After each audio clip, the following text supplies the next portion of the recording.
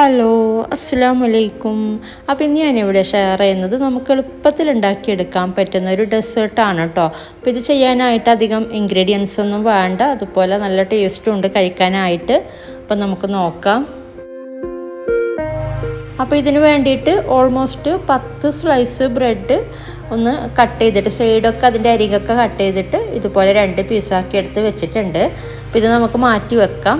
പിന്നെ വേണ്ടത് 1.5 കപ്പ് പാല്. അപ്പോൾ അത് നമുക്കൊരു ബൗളിലോട്ട് ചേർത്ത് കൊടുക്കാം. അപ്പോൾ 10 സ്ലൈസ് ഓൾമോസ്റ്റ് 10 സ്ലൈസ് ബ്രെഡിന് 1.5 കപ്പ് പാലാണ് കേട്ടോ ചേർത്ത് കൊടുക്കുന്നത്. പിന്നെ അതുപോലെ ഇതിലോട്ട് 2 മുട്ട ചേർത്ത് കൊടുക്കാം.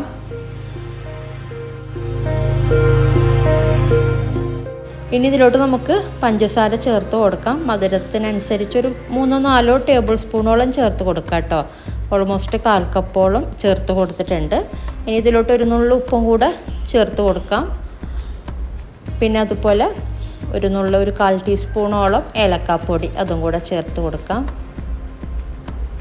പിന്നെ വേണ്ടത് ഒരു കളർ കിട്ടാൻ വേണ്ടിയിട്ട് മാത്രം മഞ്ഞൾപ്പൊടി ചേർത്ത് കൊടുക്കുന്നുണ്ട്. അപ്പോൾ ഓപ്ഷനിലാണ് കേട്ടോ, ചേർത്ത് കൊടുത്തില്ലെങ്കിലും കുഴപ്പമില്ല. ആ ഒരു യെല്ലോ കളർ കിട്ടാൻ വേണ്ടിയിട്ട് മാത്രം കുറച്ച് മഞ്ഞൾപ്പൊടി ചേർത്ത് കൊടുത്തിട്ടുണ്ട്. പിന്നെ ഇതൊക്കെ ഒന്ന് നന്നായിട്ടൊന്ന് മിക്സ് ചെയ്തെടുക്കാം കേട്ടോ.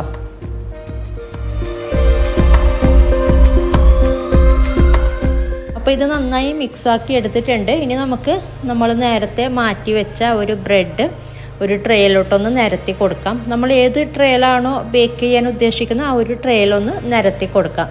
ആദ്യം ഒരു ലെയർ ഒന്ന് വെച്ച് കൊടുക്കാം കേട്ടോ. അപ്പം നിങ്ങൾക്കിത് ഓവനിൽ വേണമെങ്കിലും ബേക്ക് ചെയ്യാം, അതുപോലെ നമുക്ക് ഗ്യാസ് അടുപ്പിൽ വേണമെങ്കിലും ബേക്ക് ചെയ്തെടുക്കാം. പിന്നെ ഇതുപോലെ തന്നെ വേറൊരു രീതിയിൽ ലാസ്റ്റ് ഇയർ ഞാൻ അപ്ലോഡ് ആക്കിയിട്ടുണ്ടായിരുന്നു കേട്ടോ, ബ്രെഡ് പുഡിങ്. അപ്പോൾ അത് കണ്ടിട്ട് ഒരുപാട് പേര് ഉണ്ടാക്കിയിട്ടൊക്കെ നല്ല അഭിപ്രായം പറഞ്ഞിട്ടുണ്ടായിരുന്നു. അപ്പോൾ അതിൻ്റെ ലിങ്ക് ഞാൻ ഡിസ്ക്രിപ്ഷൻ ബോക്സിൽ കൊടുക്കുന്നുണ്ട് കേട്ടോ, ആവശ്യമുള്ളവർ കണ്ടോളൂ. അപ്പോൾ ഇതിപ്പോൾ ഒരു ലെയർ ഇങ്ങനെ വെച്ച് കൊടുത്തിട്ടുണ്ട്. ഇനി ഇതിൻ്റെ മുകളിലോട്ട് കുറച്ചൊന്ന് പാല് ചേർത്ത് കൊടുക്കാം. എന്നിട്ട് വീണ്ടും ബാക്കിയുള്ള ബ്രെഡ് ഇതുപോലെ വെച്ച് കൊടുക്കാം.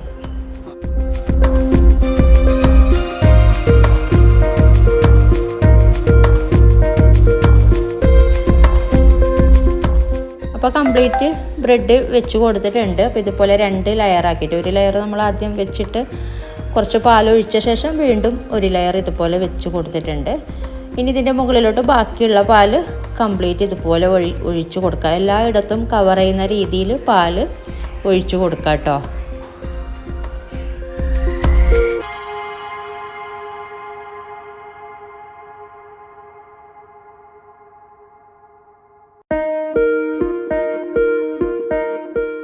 അപ്പോൾ കംപ്ലീറ്റ് പാല് ഒഴിച്ചു കൊടുത്തിട്ടുണ്ട്.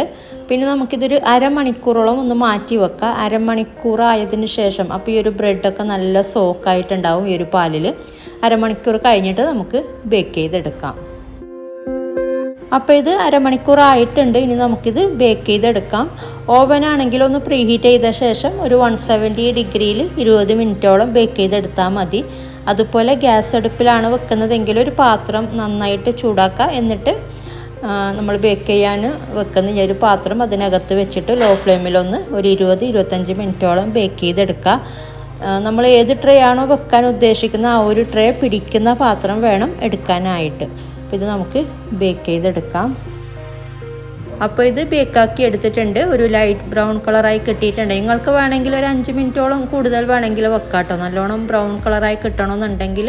അപ്പോൾ ഇതിപ്പോൾ നല്ല പാകത്തിനായിട്ടുണ്ട്. ഒരുപാട് അങ്ങനെ ഹാർഡാക്കി എടുക്കുന്നത് എനിക്ക് ഇഷ്ടമല്ല.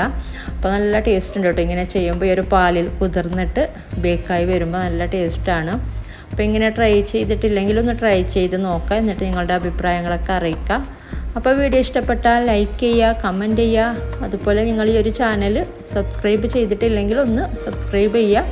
ഇതുപോലെ നല്ല റെസിപ്പിയുമായിട്ട് മറ്റൊരു വീഡിയോയിൽ കാണാം. Thank you.